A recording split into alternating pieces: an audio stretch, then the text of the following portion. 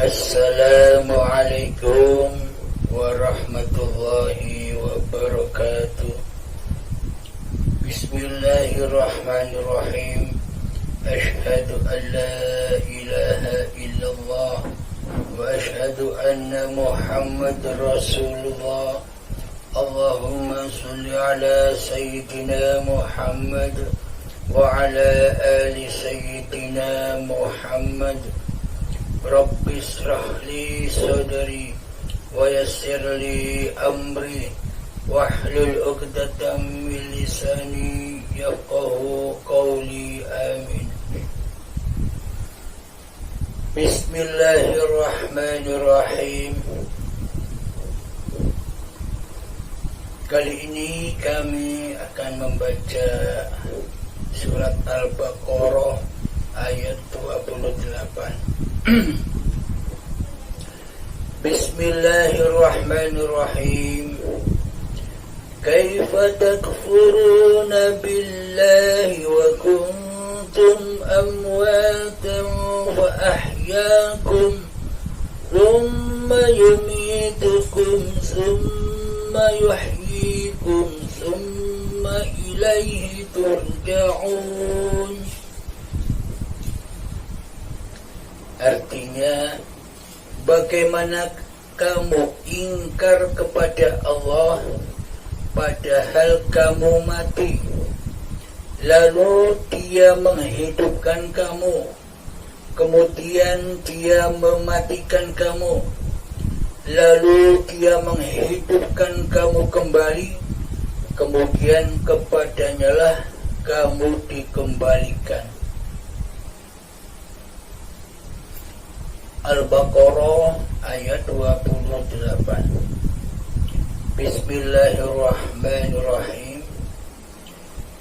Maksud ayat ini adalah bagaimana kita ingkar kepada Allah padahal kita itu mati, lalu Dia menghidupkan kita semua, kemudian Dia mematikan kita, lalu Dia menghidupkan kita kembali, kemudian kepadanya lah kita dikembalikan. Sejak kapankah kita dihidupkan oleh Allah? Ketika tanah yang mati, dari tanah yang matilah kita dihidupkan oleh Allah.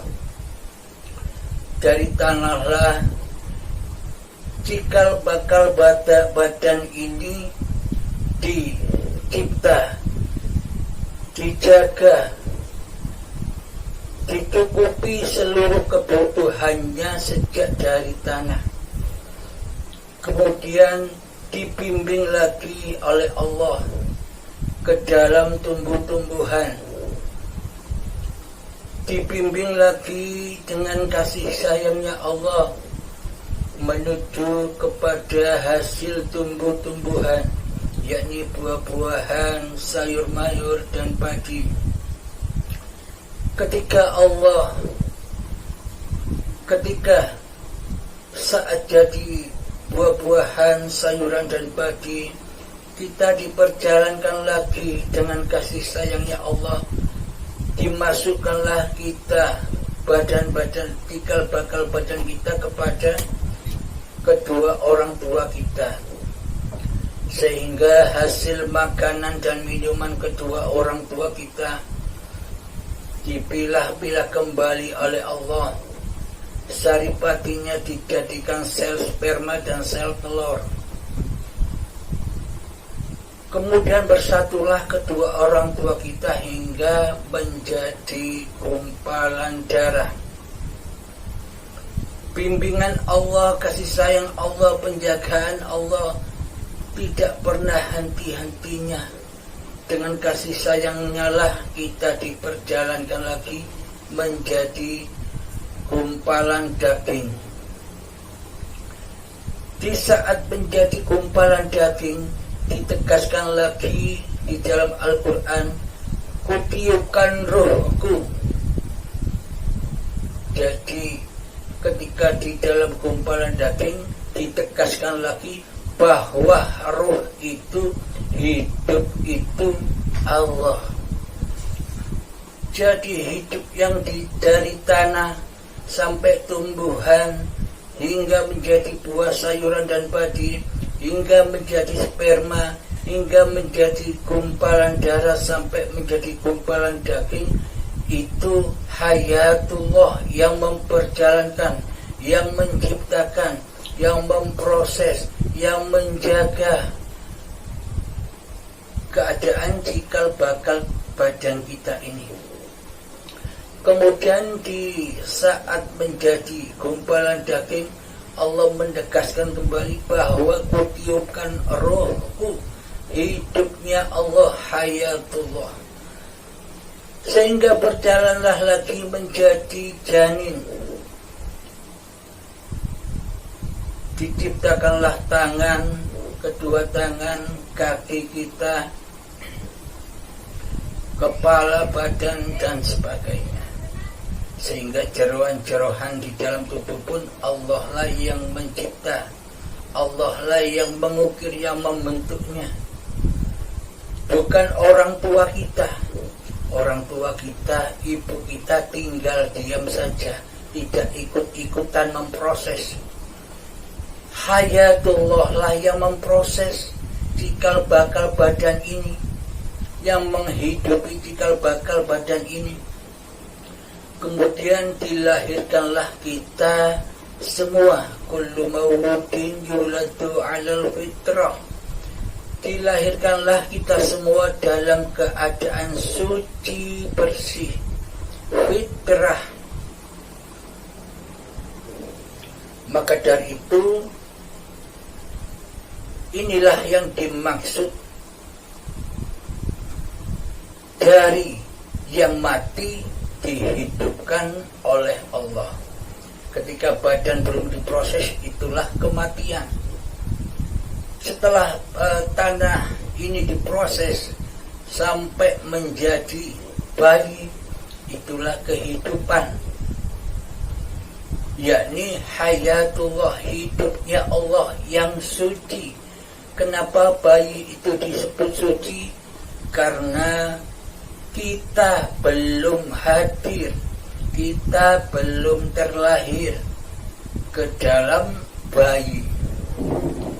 Kemudian ketika kita umur 5-7 tahun, ketika akil baligh, detik akil baligh, kita didatangkan oleh Allah, dijanji oleh Allah untuk selalu bertakwa kepada Allah.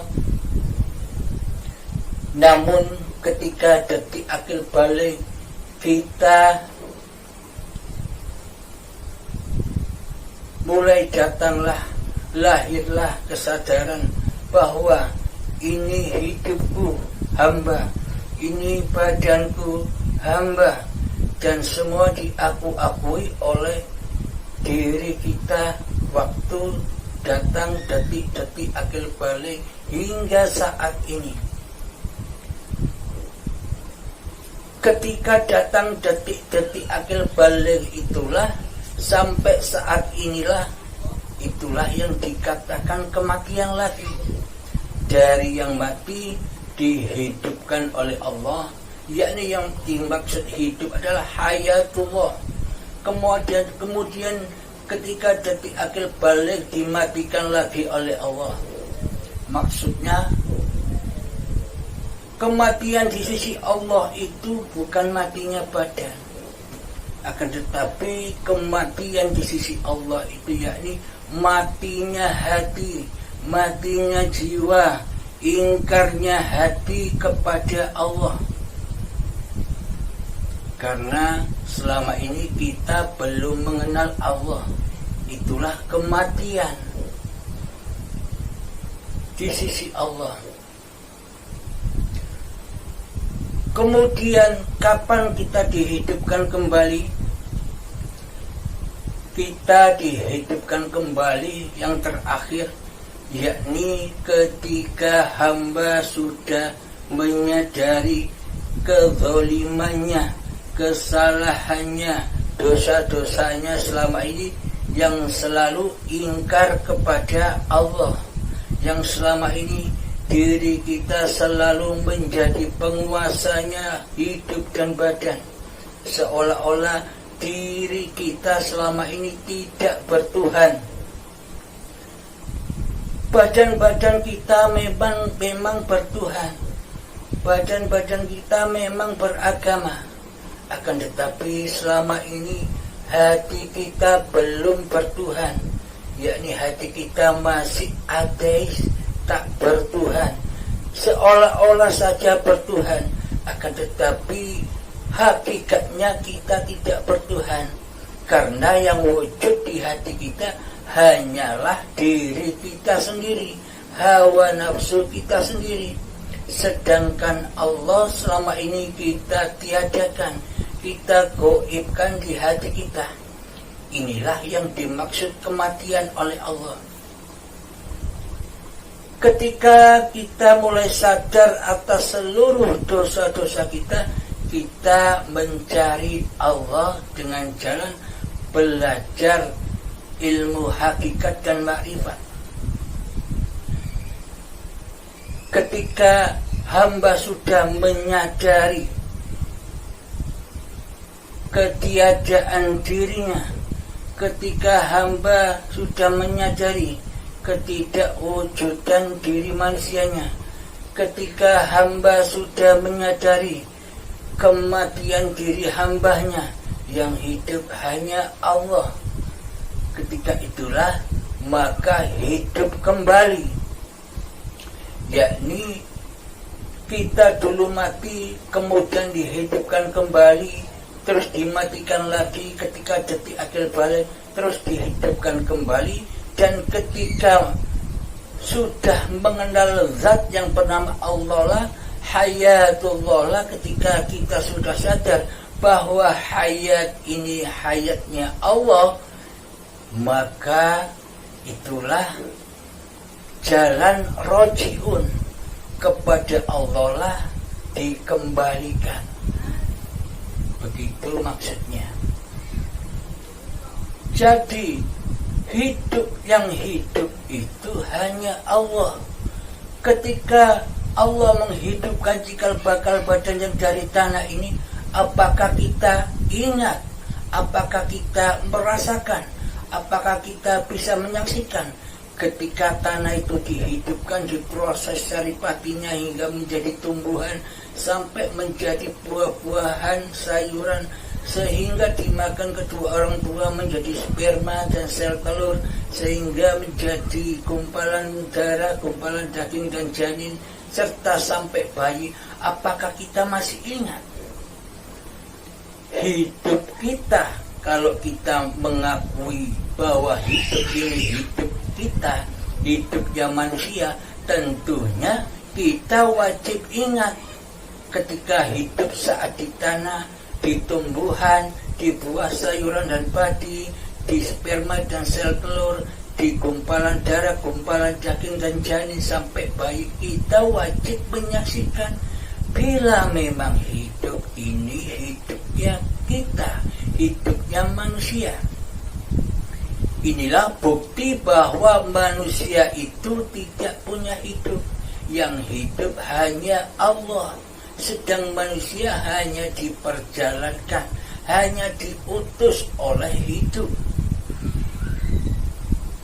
Dan ketika detik akhir balik dimatikan lagi, yakni ketika manusia tidak menyadari atas Tuhannya, ketika manusia mentuhankan dirinya sendiri, itulah kematian, dimatikan lagi. Setelah itu dihidupkan lagi ketika manusia itu sudah menyadari ketiadaan dirinya di dalam syuhud, di dalam musyahadah, di dalam tajalli. Kemudian kepada Allah lah kita dikembalikan. Demikian para sahabat, semoga kita semua selalu dipahamkan, selalu dibimbing oleh Allah pada intinya seluruh manusia itu adalah wali-walinya Allah. Maksudnya apa? Seluruh manusia itu dihidupi oleh hayatullah, hidupnya Allah, bukan hidup manusianya. Akan tetapi kebanyakan mayoritas manusia tidak mau berwalikan Allah, tidak mau berwalikan Tuhannya. Akan tetapi manusia pada ingkar kepada Allah, yakni manusia lebih suka, lebih condong berwalikan kepada hawa nafsunya sendiri, berwalikan kepada diri manusianya sendiri, yang mana kewaliannya diabaikan hingga terkubur di dalam hatinya. Nah, kewalian inilah yang dimaksud permata yang hilang.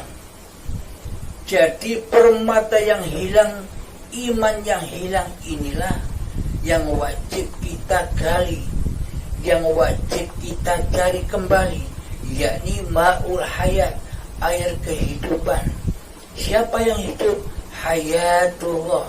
Ketika kita sudah menyadari kembali bahwa hidup yang ada di tanah, bahwa hidup yang ada di tumbuhan, bahwa hidup yang ada di buah sayuran dan padi, bahwa hidup yang ada di kedua orang tua kita, bahwa hidup yang ada di sperma dan sel telur, bahwa hidup yang ada di kumpalan darah, kumpalan daging dan janin hingga bayi.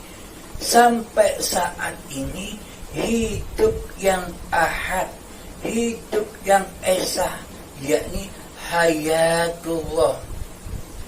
Maka cara menyembah kepada Allah, cara mengabdi kepada Allah itu adalah ketika kita sudah menyadari di dalam hati kita bahwa hidup inilah Allah, Zat yang mencipta dan yang menguasai seluruh manusia. Demikian wahai sobat. Assalamualaikum warahmatullahi wabarakatuh.